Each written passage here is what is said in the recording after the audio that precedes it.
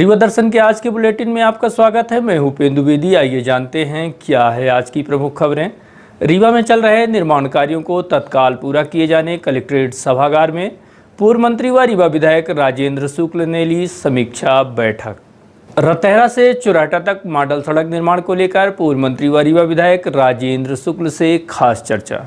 Private ambulance संचालकों के लिए पार्किंग का टोटा, एम्बुलेंस चालकों ने किया अनिश्चितकालीन हड़ताल। और 65 वर्षीय वृद्ध महिला के साथ युवक ने किया दुष्कृत्य, आरोपी को पुलिस ने कर लिया गिरफ्तार। इन खबरों को आगे हम विस्तार से देखते हैं।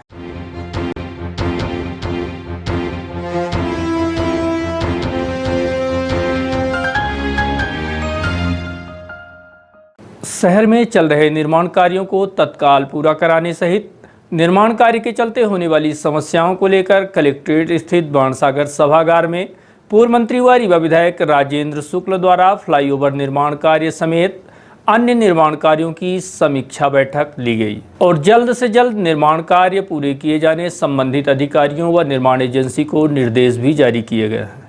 कलेक्ट्रेट स्थित बाणसागर सभागार में आयोजित बैठक में पूर्व मंत्री एवं विधायक रीवा राजेंद्र शुक्ल ने नगर निगम क्षेत्र रीवा में चल रहे निर्माण कार्यों के प्रगति की समीक्षा की।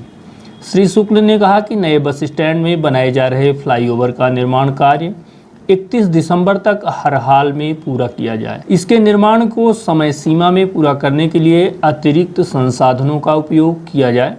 इसी तरह से रेलवे ओवरब्रिज का निर्माण भी अगले वर्ष 31 जनवरी तक पूरा करने के प्रयास करें। इसके मुख्य स्लैब में हाई टेंशन बिजली की लाइन के कारण बाधा आ रही है। लाइन की शिफ्टिंग के लिए तत्परता से कार्यवाही करें। इन दो फ्लाईओवर का निर्माण पूरा हो जाने से शहर के यातायात को व्यवस्थित और सुगम बनाने में सहायता मिलेगी। बैठक में पूर्व मंत्री श्री शुक्ल ने कहा कि निर्माण कार्यों में गुणवत्ता का विशेष ध्यान रखा जाए। गैस पाइपलाइन निर्माण को पूरा करने के लिए 16 नवंबर की समय सीमा तय की गई है। इसका पालन करते हुए कार्य पूरा कराएं। गैस पाइपलाइन के लिए जहां सीसी रोड तोड़ी जा रही है वहां से मलबा हटाने तथा सड़क को चलने योग्य बनाने के लिए तत्काल कार्य किया जाए।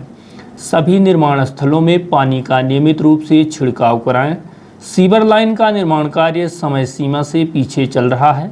समान से रतहरा के बीच 1600 मीटर तथा काले चौराहे से स्टेशन मोड़ तक शेष बचे कार्य को 15 दिसंबर तक पूरा कराया जाए। जिन स्थानों में सीवर लाइन के लिए सड़कों की खुदाई की जा रही है वहां सीवर लाइन बनने के बाद मॉडल रोड बनाने वाली एजेंसी उचित मटेरियल से खोदे गए स्थान को भरवाएं तथा सड़क को चलने योग्य बनाएं। पूर्व मंत्री ने कहा कि आयुक्त नगर निगम चुराटा से रतहरा रोड निर्माण में आ रही सभी बाधाओं को दूर करने तथा विभिन्न विभागों एवं निर्माण एजेंसियों के बीच समन्वय के लिए उचित पहल करें। बैठक में मॉडल रोड के अनुपयुक्त कट बंद करने, डिवाइडर लगाने तथा वृक्षारोपण के संबंध में भी निर्णय लिए गए हैं। बैठक में collector doctor Ilaiya Raja T ने कहा कि सभी निर्माण कार्यों को समय सीमा में पूरा करने के लिए निर्धारित साप्ताहिक लक्ष्यों की अनिवार्य रूप से पूर्ति की जाए। कार्य योजना के अनुसार कार्य करेंगे तो समय सीमा में निर्माण कार्य पूरे हो जाएंगे। इसमें किसी तरह की कठिनाई आने पर व्यक्तिगत तौर पर मुझसे संपर्क करें। तय समय सीमा में निर्माण कार्य पूरा करना अनिवार्य है। निर्माण कार्यों में सुरक्षा का भी पूरा ध्यान रखा जाए। बैठक में आयुक्त नगर निगम Mrinal Meena, chief engineer PWD GR Gujare, अधीक्षण यंत्री नगर निगम शैलेंद्र शुक्ला, कार्यपालन यंत्री राजेश सिंह, एसडीओ पीडब्ल्यूडी श्री गर्ग, कार्यपालन यंत्री वसीम खान तथा निर्माण एजेंसी के प्रतिनिधि उपस्थित रहे। पूर्व मंत्री से मॉडल सड़क निर्माण कार्य को लेकर की गई खास चर्चा के दौरान पूर्व मंत्री व रीवा विधायक ने कहा कि चुराटा से रतहरा तक मॉडल सड़क का निर्माण कार्य किया जा रहा है जो कि आदर्श नगरों की तर्ज पर हो रहा है। इस निर्माण कार्य के हो जाने से शहरवासियों को बड़ी सुविधा एवं सौगात दोनों मिलेगी। निर्माण कार्य में सीवरेज पाइपलाइन, गैस पाइपलाइन और पानी की पाइपलाइन बिछाने के अलावा सड़क में 2 ओवरब्रिज के निर्माण कार्य भी शामिल हैं। ऐसी स्थिति में जब निर्माण कार्य चलता है तो छोटी मोटी कुछ समस्याएं निर्माण कार्य के दौरान आती हैं। उन्होंने शहर में उड़ने वाली धूल को लेकर कहा कि जो कार्य हो रहा है वह लंबे समय तक की सुविधाओं को ध्यान में रखते हुए किया जा रहा है और निर्माण कार्य के दौरान पानी छिड़काव के भी निर्देश जारी किए गए हैं और आश्वासन दिया गया है कि आगामी जनवरी-फरवरी माह तक इस मॉडल रोड के कार्य को पूरा कर लिया जाएगा। ये जो मॉडल रोड बन रही है चुराटा से रहतरा, इसमें सीवरेज और गैस पाइपलाइन, वाटर सप्लाई की पाइपलाइन सभी का आपसी तालमेल जब होगा तभी ये काम तेज़ी से आगे बढ़ेगा। बीच में 2 फ्लाईओवर भी बन रहे हैं, तो हमने प्रशासन से कहा था कि हर मंडे को इसका रिव्यू करिए और आपसी कोऑर्डिनेशन में यदि कमी है तो उसको दूर करते रहें, जिससे कि दिसंबर के एंड तक में ये रोड बन के तैयार हो जाए। तो उसी की समीक्षा थी आज, जैसे हर मंडे को होती है। तो मैंने भी इसकी जानकारी सारी ली है और जहाँ कहीं जो कन्फ्यूजन थे और काम करने में जो धीमापन था उसको दूर करने के लिए कहा है। और हमने कहा जब तक ये रोड बने तब तक सड़क में पानी का छिड़काव करते रहें, क्योंकि उससे धूल उड़ती है और जनता को परेशानी होती है। हालांकि ये काम ऐसा हो रहा है जो कि किसी बहुत ही आदर्श नगर में होता है कि नीचे सीवरेज पाइप भी जा रही है, गैस पाइपलाइन भी जा रही है। तो निर्माण के दौरान जब ये खोदा खादी होती है तो परेशानी होती है, लेकिन लोगों को ये संतोष है कि जो भी काम हो रहा है वो लंबे समय तक के सुविधा को ध्यान में रख के हो रहा है। तो पानी का छिड़काव होता रहेगा और मॉनिटरिंग होती रहेगी। तो मुझे ऐसा लगता है कि जनवरी-फरवरी तक ये सारा काम पूरा हो जाएगा और फिर ये वास्तव में जो मॉडल रोड का नाम इसको दिया है वो लोगों को दिखाई देगी। वहीं लंबे समय से इस सड़क के निर्माण कार्य को लेकर जब पत्रकारों ने सवाल उठाया तो श्री शुक्ल ने बताया कि विगत 17 वर्ष पहले यह सड़क महज 7 मीटर यानी 2 लेन थी, जिसे विधायक निधि से 5 करोड़ रुपए मंजूर कराकर 4 लेन का कार्य कराया गया और अब भारत सरकार की विशेष पहल पर इस सड़क को 150 करोड़ की लागत से मॉडल सड़क बनाया जा रहा है, जिसमें 2 फ्लाईओवर भी शामिल हैं। इससे जहां अभी छोटी मोटी समस्याएं दिख रही हैं, वहीं निर्माण कार्य पूरा हो जाने के बाद कई गुना बड़ा बेनिफिट भी मिलने लगेगा, चाहे वो प्रॉपर्टी के रेट को लेकर हो या फिर व्यापार की दिशा में। पहले आपको ध्यान होगा 17 साल पहले ये 2 लेन की सड़क थी, 7 मीटर। सबसे पहले इसको 4 लेन की सड़क बनाने के लिए काम शुरू हुआ। इस सड़क में सबसे पहले मैंने विधायक निधि दिया था, जो आमतौर पे लोग इसके लिए पहल नहीं कर पाते हैं। खंबे जो शिफ्ट करने थे उसमें करोड़ों रुपए की डिमांड थी कि ये खंबे शिफ्ट होंगे, सेंटर में आएंगे और बाहर जाएंगे, तब जाके 9-9 मीटर की सड़क बनेगी। पहले टोटल 7 थी और आज डिवाइडर के एक तरफ 9 मीटर है। तो इसके लिए 5 करोड़ रुपए मंजूर कराए हमने पहली बार बजट में, कि कम से कम एक बेस बन जाए 4 लेन का। वो हुआ। उसके बाद फिर उसके ऊपर एक बार और डामर की मंजूरी हुई, वो डामर का काम हुआ, वो भी शायद 7-8-10 करोड़ तक। लेकिन ये सब काम इसलिए किए गए थे कि जिससे 4 लेन की एक रूपरेखा बन जाए। टुकड़े टुकड़े में काम हुए थे। अब भारत सरकार से CRF में अब इसको एक बार यहाँ से वहाँ तक, जिसमें 2 फ्लाईओवर भी शामिल हैं। पहले आप कहोगे कि फ्लाईओवर क्यों बना रहे हैं, 17 साल से काम चल रहा है। तो फ्लाईओवर की ज़रूरत है। ROB बना रहे हैं क्योंकि रेलवे लाइन सीधी से सिंगरौली जा रही है। अब यदि हम ROB नहीं बनाते तो गेट में इंतज़ार करना पड़ता, तो इसलिए ROB बना रहे हैं कि नीचे से रेल जाएगी और ऊपर से रीवा की जनता जाएगी। तो ये जो काम हो रहे हैं इसमें यदि कोई नुक्ताचीनी या उंगली उठाने के प्रयास कर रहे हैं, तो इसलिए तो जो लोग ऐसा काम करते हैं वो परेशानी में आते हैं, क्योंकि लोग समझते हैं, जनता समझती है कि विकास ना होने का विरोध तो समझ में आता है, लेकिन विकास होने का विरोध, यदि 4 लेन की शानदार सड़क बन रही है, उसमें साथ में 2-2 फ्लाईओवर बन रहे हैं, तो ये तो रीवा को महानगर बनाने की दिशा में किया जाने वाला प्रयास है। शुरू में कुछ राशि मंजूर हुई, उसके बाद कुछ राशि मंजूर हुई और अब अंतिम में जाके जिस उद्देश्य के लिए ये सब काम रूपरेखा बनाई थी 4 लेन की, जब वो राशि मंजूर हो गई, करीब 150 करोड़ मंजूर हुए हैं इसमें। ये जो रोड बन रही है और जो फ्लाईओवर्स बन रहे हैं, 50 करोड़ का एक फ्लाईओवर, 40 करोड़ का दूसरा फ्लाईओवर और करीब 80-90 करोड़ की रोड, तो इतना पैसा 17 साल में पहले कहाँ मंजूर हुआ था। पहले तो टुकड़े टुकड़े में हुआ था, तो टुकड़े टुकड़े में काम किया और फिर दावा प्रस्तुत किया कि देखो अब हमारा ये 4 लेन बन के तैयार है, लेकिन ये चूँकि उस स्टैंडर्ड का नहीं है, इसलिए अब हमको 150 करोड़ दे दें, जिससे कि हम इसको कॉन्क्रीटीकरण कर दें। रोड के किनारे जो व्यापारी हैं वो अंदर से कितने खुश होंगे कि अच्छी सड़क जब होती है तो फिर उनके क्या व्यापार भी बढ़ता है और रोड की उनके प्रॉपर्टी की कीमत भी बढ़ती है। 2 लेन के बगल वाली दुकानों की कीमत जितनी होती है, 4 लेन के बगल में उसकी वो 4 गुना हो जाती है। तो हमने तो ये सब काम जो हो रहे हैं भारतीय जनता पार्टी की सरकार में, उससे व्यापारी खुश हैं और वो ये मानते हैं कि जब ये सारा काम पूरा हो जाएगा तो उनकी दुकानदारी भी ज़्यादा चलेगी और उनकी प्रॉपर्टी की कीमत भी बढ़ेगी। प्राइवेट एम्बुलेंस संचालकों के लिए पार्किंग का टोटा। अस्पताल के पास खड़े होने वाले प्राइवेट एम्बुलेंस संचालकों को हॉस्पिटल कैंपस से बाहर हटाए जाने के बाद एम्बुलेंस संचालक डॉक्टर कॉलोनी की तरफ जाने वाली सड़क में एम्बुलेंस खड़ी करने लगे।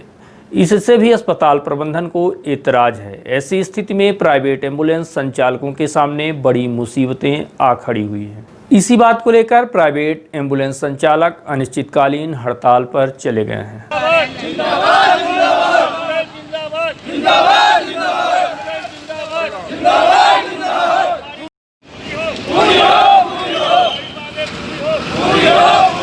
हड़ताल कर रहे प्राइवेट एम्बुलेंस संचालकों से बात की गई तो एम्बुलेंस चालकों ने अपनी पीड़ा व्यक्त की और कहा कि पहले सभी प्राइवेट एम्बुलेंस हॉस्पिटल कैंपस में खड़े किए जाते थे, जिन्हें हटाकर पुरानी ओपीडी के पास खड़े किए जाने की बात की गई और अब वहां से भी हटा दिया गया है। इसके बाद प्राइवेट एम्बुलेंस चालक अपने वाहन सड़क पर खड़े करने को मजबूर हो गए। वहां से भी पुलिस इन्हें परेशान करने लगी, जिसके बाद अमैया थाना प्रभारी शिवा अग्रवाल द्वारा डॉक्टर कॉलोनी को जाने वाले मार्ग में किनारे किनारे वाहन खड़े किए जाने का निर्देश जारी किया गया, लेकिन यहाँ से भी सीएमओ द्वारा इन्हें हटा दिया गया। इस बात से नाराज प्राइवेट एम्बुलेंस संचालक नाराज होकर अमैया थाना पहुंचे और इस बात की शिकायत दर्ज कराई तथा अनिश्चितकालीन हड़ताल पर चले गए।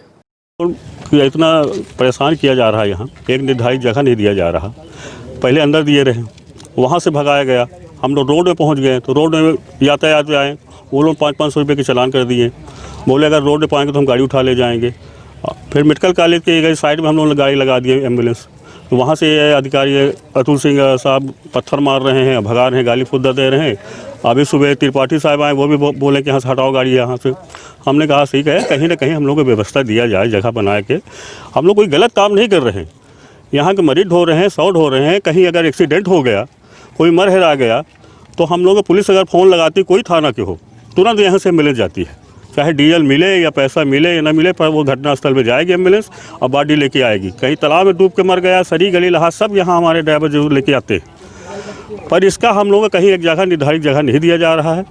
अगर जब तक जगह नहीं दिया जाएगा तो हम लोग हड़ताल में रहेंगे, ना कोई बॉडी ढोएंगे और ना कोई मरीज ढोएंगे। ये हम सारे एम्बुलेंस वालों को ये परेशान हो गए, एक कहीं जगह नहीं दिया जा रहा कि दिया जाए।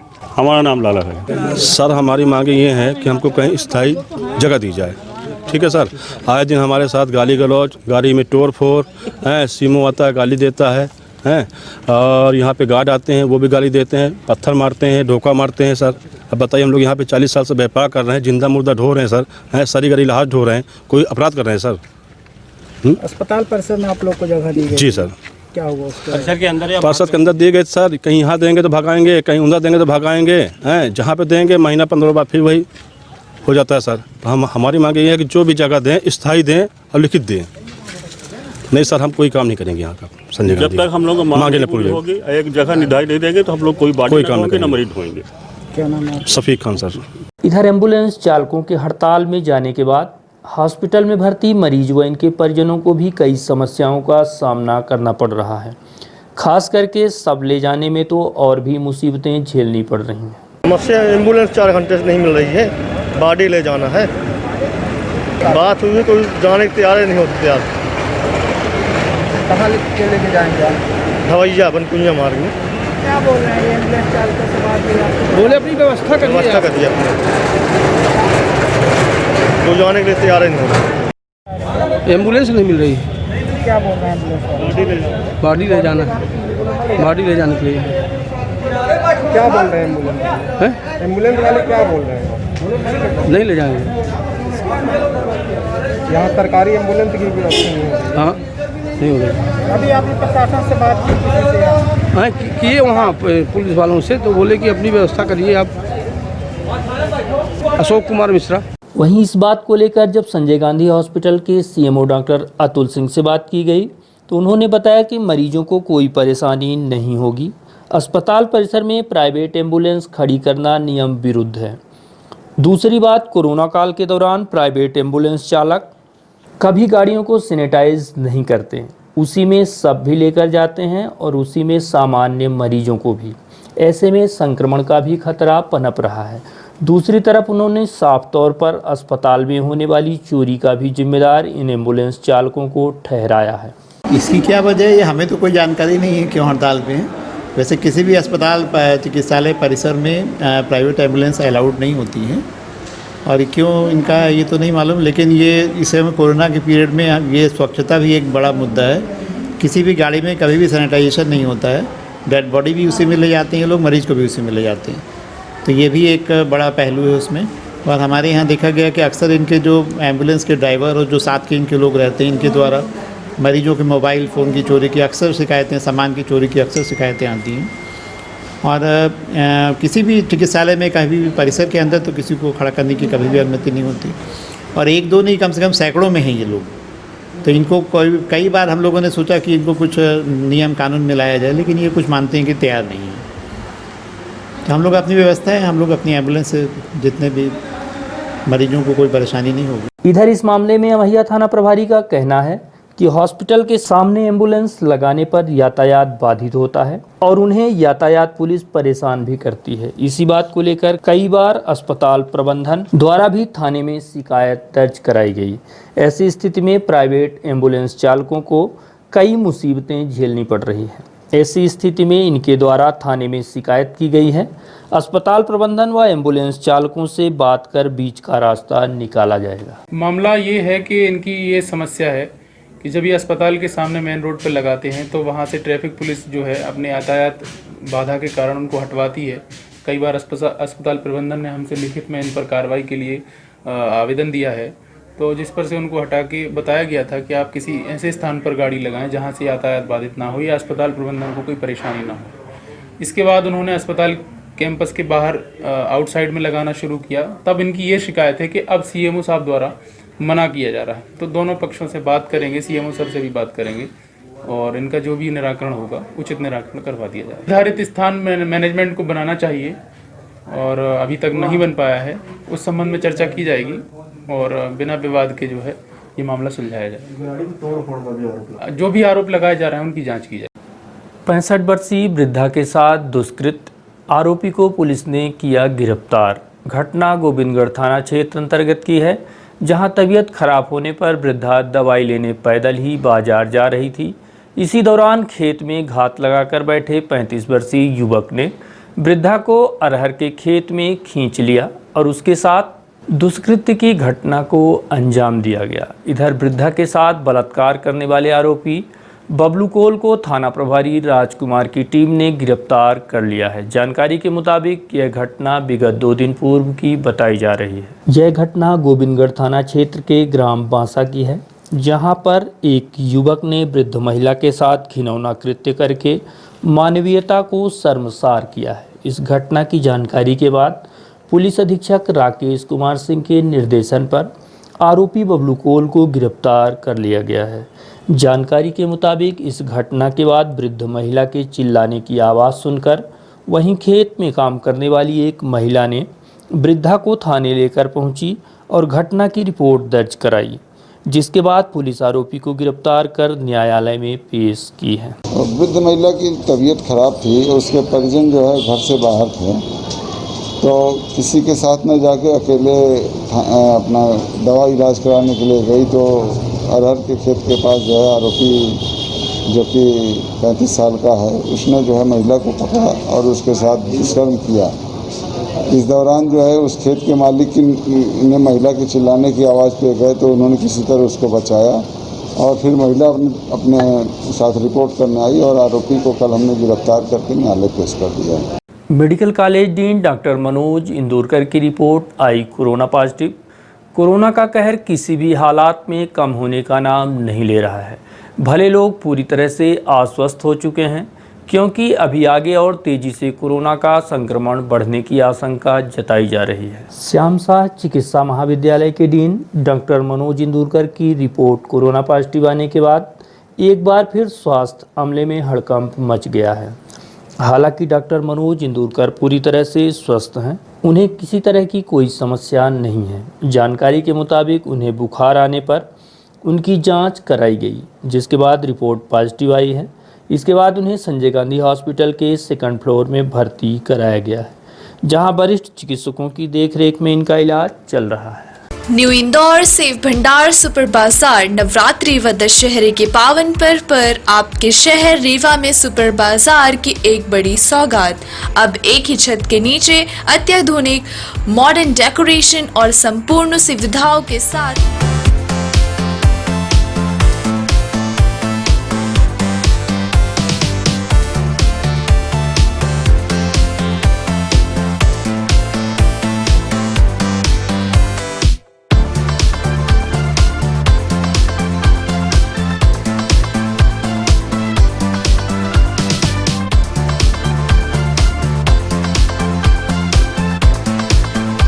किराना प्रोविजन, कॉस्मेटिक, क्रॉकरी की संपूर्ण वैरायटी के अलावा उच्चतम गुणवत्ता के ड्राई फ्रूट्स, उपहारों की आकर्षक पैकिंग व्यवस्था के साथ होम डिलीवरी की विशेष सुविधा।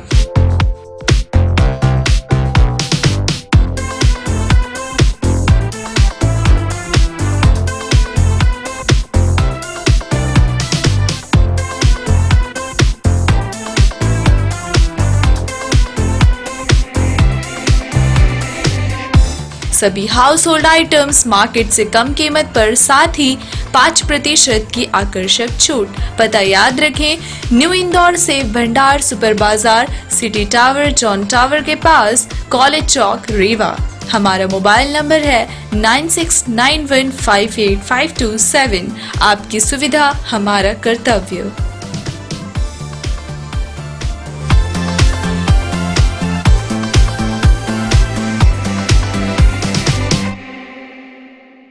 पूर्व विधायक व जन अस्मिता यात्रा के संयोजक लक्ष्मण तिवारी ने अपने निज आवास पर एक पत्रकार वार्ता आयोजित पिंड जन अस्मिता यात्रा के संबंध में जानकारी दी और बताया कि यात्रा के 5वें चरण का समापन आगामी 28 दिसंबर को किया जाना है। आइए जान लेते हैं श्री तिवारी ने पत्रकार वार्ता के दौरान क्या कहा। एक वर्षों से अनवरत हम पिंड जन अस्मिता यात्रा के नाम पर यात्राएं चला रहे हैं और पूरे मध्य प्रदेश में यात्रा एक बार पूरी हो चुकी थी। हम इस यात्रा का 5वां चरण, जिसका समापन 28 दिसंबर 2020 को होगा इस वर्ष के अंत में, उसमें पिंड के नौजवानों को योग्यता अनुसार रोजगार मिले, गोबर प्लांट की स्थापना से जहां एक और गौवंश की रक्षा होगी, वहीं दूसरी ओर पिंड के नौजवानों को रोजगार मिलेगा और गोबर प्लांट स्थापित होने से 7 तरह के उद्योग लगेंगे तहसील स्तर पर, जिसमें अगरबत्ती उद्योग, डिस्टेम्पर उद्योग, पेंट उद्योग, जैविक खाद उद्योग और यहाँ तक कि गौमूत्र से कैंसर तक की दवाई होने का भी उद्योग यहाँ स्थापित करना है। छत्तीसगढ़ राज्य ने हमारी बात मानकर अपने राज्य में गोबर प्लांट की स्थापना किया है। मध्य प्रदेश तो चुनाव में मस्त हैं, उन्हें जन कल्याण से कोई लेना देना नहीं है। ये जो खैरात बांट रहे हैं, जिसके कारण हमारे देश का रेवेन्यू अनावश्यक व्यय हो रहा है विकास कार्यों से हटकर। हम चाहते हैं कि अगर तहसील तहसील में, ज़िले ज़िले में मध्य प्रदेश में ये जो गौशालाएँ स्थापित कर रहे हैं, जिसका कोई औचित्य नहीं है। अगर गौशालाओं की जगह गोबर प्लांट लगे तो हमारे यहाँ के लोगों को, प्रदेश के लोगों को और सरकार को भी इससे रेवेन्यू प्राप्त होगा। जहाँ तक विंध्य प्रदेश का मामला है, हमारा विंध्य प्रदेश 56 के पहले था, हमारे साथ खिलवाड़ हुआ। उस समय भी और आज भी विंध्य प्रदेश के जो नेता हैं पिछलग्गू हैं, पार्टियों के वशीभूत हैं, जन कल्याण से कोई लेना देना नहीं है, जिसके कारण हमारा बिंद अगर अलग होता है तो हम पूरे राजस्व के साथ और विंध्य प्रदेश को संचालित करने के लिए समस्त हमारे पास संपदाएं उपलब्ध हैं, रेवेन्यू उपलब्ध है और हमारा विंध्य प्रदेश अलग हो, इसका भी हम पूरे विंध्य में जगह जगह जाके घूम के प्लांट और इसकी बात कर रहे हैं। एक बड़ा महत्वपूर्ण सवाल है, देश के सैनिकों की और विंध्य प्रदेश के सैनिकों की दुर्दशा बद से बदतर है। अभी आपके बीच भी कुछ सैनिक आ जाएंगे जिनकी बीवियां पट्टा कराए ज़मीन का बाग नहीं और कुछ यहाँ के भूमाफिया और वो लगातार उसका शोषण कर रहे हैं। और क्योंकि फौजी आदमी बॉर्डर पर देश के लिए सीमा जान दे रहा है और उसकी यहाँ पर बीवी पत्नी जान देने के लिए तैयार है।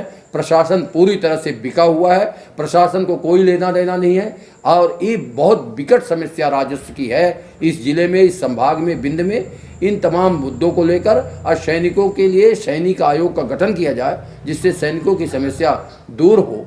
इन तमाम बातों के लिए हम ये प्रेस कॉन्फ्रेंस किए हैं, ये बताने के लिए कि 28 तारीख को रीवा में जिस तरह से मांग हो रही है, जिस तरह से गांव-गांव में हमारी डिमांड है और हम एक दिन में 2-2, 3-3 जनसभाएं कर रहे हैं, निश्चित रूप से इस बात का प्रतीक रहेगा कि आने वाले 28 तारीख को 28 दिसंबर को रीवा के इतिहास में एक नया पृष्ठ अंकित होगा और उससे जन कल्याण होगा, उससे जन सरोकार का मुद्दा होगा। और इतना ही नहीं, हमारे यहाँ जब सारी संपदा है तो हमारे यहाँ का नौजवान कहीं भी सूरत बम्बई में नहीं जाए, सूरत बम्बई में जाकर उसका रोजगार चलाता है। और जो रीवा में रोजगार लगे हैं, विंध्य में रोजगार लगे हैं, वहाँ विंध्य के लोगों की उपेक्षा है, राजनीतिक उपेक्षा तो है ही। हमारी ये यहाँ की धरती जो हमेशा उपजाऊ रही है उसको बंजर बनाने का काम राजनीति से लेकर सामाजिक सरोकार से लेकर लगातार किया जा रहा है। इन्हीं तमाम मुद्दों को लेकर हम आज ये प्रेस कॉन्फ्रेंस कर रहे हैं। सूचना के अधिकार का किया जा रहा दुरुपयोग, इसी बात को लेकर कमिश्नर कार्यालय पहुंचकर समाज सेवियों द्वारा ज्ञापन सौंपा गया है। ज्ञापन सौंपने कमिश्नर कार्यालय पहुंचे समाज सेवी मुनीन चतुर्वेदी ने आरोप लगाया है कि आरटीआई कार्यकर्ताओं द्वारा सूचना के अधिकार का दुरुपयोग किया जा रहा है। इसके माध्यम से सरपंच व सचिवों पर दबाव बनाकर उनसे घूस लिया जाता है। इसका सबसे बड़ा दोषी इन सामाजिक कार्यकर्ताओं ने प्रदेश के सूचना आयुक्त राहुल सिंह को माना है और सीधे आरोप लगाया है कि इनके माध्यम से लूट की जा रही है और आरटीआई कार्यकर्ता बनकर शिवानंद द्विवेदी व इनके अन्य सहयोगियों द्वारा आरटीआई के नाम पर लूटकर सूचना आयुक्त तक मोटी रकम पहुंचाई जाती है। इसलिए सूचना आयुक्त को भी पद से हटाए जाने की मांग करते हुए मुख्यमंत्री के नाम रीवा कमिश्नर को ज्ञापन सौंपा गया है। ये हमारे यहाँ जो सूचना के अधिकार का दुरुपयोग हो रहा है, अभी रीवा जिले के जनपद गगेयो में के अंतर्गत एक शिवानंद द्विवेदी नाम के सहित 7-8 ऐसे लोग हैं जो अपने को सूचना अधिकार के कार्यकर्ता बताते हैं। सूचना अधिकार अधिनियम के हम कार्यकर्ता हैं। पंचायतों में जाएंगे, 50-50 हज़ार रुपये घूस मांगेंगे, सचिव को सरपंच को दबकौड़ी देंगे और इनका सबका जो सबसे बड़ा कारण है वो है हमारे प्रदेश के सूचना आयुक्त राहुल सिंह जी, जिन्होंने ऐसे लोगों को बढ़ावा देकर रखा है जो लूटपाट करके वहां तक पैसा पहुंचाते हैं। हमारा ये आरोप है। आज मुख्यमंत्री जी के नाम लिखा हुआ ज्ञापन राहुल सिंह को सूचना आयुक्त पद से हटाया जाए और शिवानंद द्विवेदी जैसे लोग जो कि गढ़ थाने के अंदर मुलजिम हैं और लूट के मुलजिम हैं, लूटपाट के, ऐसे लोगों के खिलाफ मुकदमा कायम किया जाए। उन्होंने हमारे सरपंच रमेश शर्मा के साथ मारपीट की, इनसे 50,000 की मांग की, अपहरण किया। गंगेऊ में इसकी रिपोर्ट दर्ज है। मतलब सरपंच को हम यहाँ पर आपके सामने हमारे सचिव संघ के जिला अध्यक्ष, सचिव संघ के पदाधिकारी खड़े हैं, रोजगार सहायक संघ के पदाधिकारी खड़े हैं और सरपंच संघ के पदाधिकारी खड़े हैं। हम सब लोग मिलकर गए थे, कमिश्नर साहब के माध्यम से मुख्यमंत्री जी को ज्ञापन दिया और हमने मांग की कि इस तरह अव्यवस्था फैल रही है कि वो सूचना के अधिकार का दुरुपयोग कर रहे हैं। हम सूचना के अधिकार अधिनियम के तहत आपके खिलाफ कार्यवाही करेंगे, ये मांगेंगे, पैसा दीजिए। पूरे जिले में, पूरे प्रदेश में फैल गए हैं, पर हमारे जिले में तो बहुत ज़्यादा हो लगा है कि जो ये 7-8 लोगों का गैंग गंगेऊ जनपद के अंदर गया था शिवानंद द्विवेदी के नेतृत्व में, वो उनके चंदेश सरपंच रमेश शर्मा के ऊपर जो उन्होंने हमला किया उनके खिलाफ कार्रवाई की जाए। दूसरी मांग हमारी है कि सूचना आयुक्त राहुल सिंह जी इनको संरक्षण देते हैं। उन्होंने यहाँ के एसपी को कहकर मुकदमा कायम करवाया है, तो राहुल सिंह जी को तत्काल हटाया जाए। सूचना आयुक्त के पद में रहने लायक नहीं है। मैं मध्य प्रदेश सरकार संघ का अध्यक्ष हूँ मुनींद्र तिवारी, और उस हैसियत से मैं राहुल सिंह जी को सूचना आयुक्त के पद से हटाने की मांग करता हूं। और यदि ये नहीं हटे तो पूरे मध्य प्रदेश में हम इस बात का सूचना देंगे कि हमारे सरपंच संघ के लोग, सचिव संघ के लोग आंदोलन करेंगे और इसे हम नहीं चलने देंगे। आम रास्ता खुलवाए जाने की मांग को लेकर कलेक्टर कार्यालय पहुंचकर महिला ने सौंपा ज्ञापन। मामला नगरपालिक निगम रीवा के वार्ड क्रमांक 43 का है, जहां बड़ौरा टोला स्थित सरहंगों द्वारा तारबाड़ी लगाकर आम निस्तार के रास्ते को बंद कर दिया गया है। वार्ड 43 की पूर्व पार्षद गीता देवी कोल व पप्पू कनौजिया द्वारा इस मामले को लेकर कलेक्ट्रेट पहुंचकर वार्ड में भूमाफियाओं द्वारा किए जा रहे कार्यों के संबंध में जानकारी दी गई और जिम्मेदार अधिकारियों को अवगत कराते हुए रास्ता खुलवाए जाने की मांग की और बताया कि सरहंग भूमाफियाओं के आतंक से पूरे मोहल्ले के लोग परेशान हैं। चारों तरफ से रास्ता बंद हो जाने की वजह से स्थानीय लोगों को भी कई मुसीबतें झेलनी पड़ रही हैं। गीता देवी कोल, वार्ड क्रमांक 43 की मैं पूर्व पार्षद हूँ और रह चुकी हूँ बीजेपी से, और मेरा घर पूरा अवरुद्ध कर लिया गया है ये अभय मिश्रा द्वारा, क्योंकि ये अभय सिंह द्वारा, और वो जो भूमि स्वामी है वो लाला पंडित और राजेश उनके बेटा, और एक जिनके क्या नाम है सुरेंद्र शर्मा, ये तीनों लोग मिल के बेचे हैं जमीन और उनको देके हम लोग का पूरा कैद कर दिए हैं। पूरी पब्लिक जितने हम लोग साथ में हैं सबको कैद कर दिया गया है। और हम लोग बताइए अब पीछे उधर से भी रास्ता बंद कर दिए हैं, इधर से भी, मतलब हम लोग किसी तरह से नहीं निकल सकते, जगह नहीं है। हमको सिर्फ ये चाहने थे कि हमको रास्ता चाहिए, हम लोग को रास्ता चाहिए। बताइए इतने पब्लिक है, हम लोग कहाँ जाए, किस रास्ते से निकले? हम लोग को रास्ता निकलने का नहीं है। एक भी विज्ञापन दिया गया है, बोले कि अभी हम भेज रहे हैं वहाँ आपके यहाँ, वहाँ देखेंगे ताकि उसके बाद आगे कार्रवाई की जाए। हमारा पप्पू कनौजिया, समस्या ये वार्ड नंबर 43 की है, चिरोला मंदिर के पीछे। ये लगभग 3 पुश्तिन की लगातार वहाँ रह रही है, लेकिन कुछ ऐसे लोग थे भू माफिया जिसको बोलते हैं, वो जाके वहाँ पर जी जितने लोग रहते हैं उनकी रास्ता पूरी अवरुद्ध कर लिए, बंद कर लिए हैं। अब इनके पास निकालने का कोई रास्ता नहीं है, मतलब मेन रोड बंद कर दिए हैं ले जाके। अभय सिंह द्वारा बंद कर लिया गया है। और इतने लोग, जितने लगभग 100-200 संख्या के लोग हैं, पूरा परिवार जो घरों के अंदर कैद हो चुके हैं। अब इनके लिए कोई निकलने का रास्ता नहीं है। लगातार 2 दिन छुट्टी होने के कारण हम लोग नहीं आ पाए थे। आज इसी में हम लोग ज्ञापन देने आए थे कि मतलब हमको रास्ता दिया जाए, तो हम लोग कैद हो चुके हैं, ना बाहर जा सकते, ना कुछ घर में कुछ देर से कैद हो चुके हैं। आप हमारी पार्षद भी है वहाँ की वार्ड नंबर 43 की पूर्व में रही होगी। मतलब इस तरह तानाशाही शासन का रवैया, गुंडागर्दी का राज है कि मतलब कोई आदमी किसी तरह मतलब जीना दुश्वार हो चुका है। शासकीय विधि महाविद्यालय रीवा में सोमवार को नव प्रवेशित विद्यार्थियों के लिए ऑनलाइन इंडक्शन यानी कि दीक्षारंभ कार्यक्रम आयोजित किया गया, जिसमें बतौर मुख्य वक्ता डॉक्टर वीपी तिवारी उपस्थित रहे। Doctor Shri Tiwari associate professor central law university Nagpur में रहे हैं। इंडक्शन कार्यक्रम के कन्वीनर लोक नारायण मिश्रा सहायक प्राध्यापक के अनुसार छात्रों को विधि पाठ्यक्रम का उद्देश्य एवं प्राप्त किए जा सकने वाले लक्ष्य के संबंध में विस्तार से जानकारी दी गई। साथ ही विद्यार्थियों को महाविद्यालय का परिचय, इंट्रोडक्शन वीडियो प्रेजेंटेशन के माध्यम से दिया गया। महाविद्यालय द्वारा उपलब्ध कराई गई सुविधाएं, जिसमें छात्रवृत्ति सेल, महिला उत्पीड़न निवारण सेल, राष्ट्रीय सेवा योजना, छात्र कल्याण योजनाएं, महाविद्यालय में उपलब्ध आधारभूत संरचना, पाठ्यक्रम एवं शैक्षणिक गतिविधियों की विस्तार से जानकारी दी गई। महाविद्यालय के प्राचार्य योगेंद्र कुमार तिवारी ने महाविद्यालय परिवार की ओर से नवप्रवेशित विद्यार्थियों का स्वागत किया तथा वर्तमान एवं आगामी शैक्षणिक सत्र में महाविद्यालय द्वारा तय किए गए लक्ष्यों पर विस्तार से चर्चा की।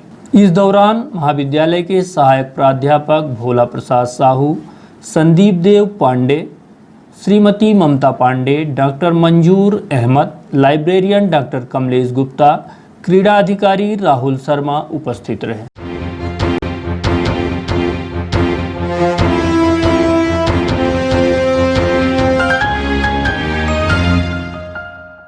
और अब अंत में आज की प्रमुख खबरें एक बार फिर। रीवा में चल रहे निर्माण कार्यों को तत्काल पूरा किए जाने कलेक्ट्रेट सभागार में पूर्व मंत्री व रीवा विधायक राजेंद्र शुक्ल ने ली समीक्षा बैठक।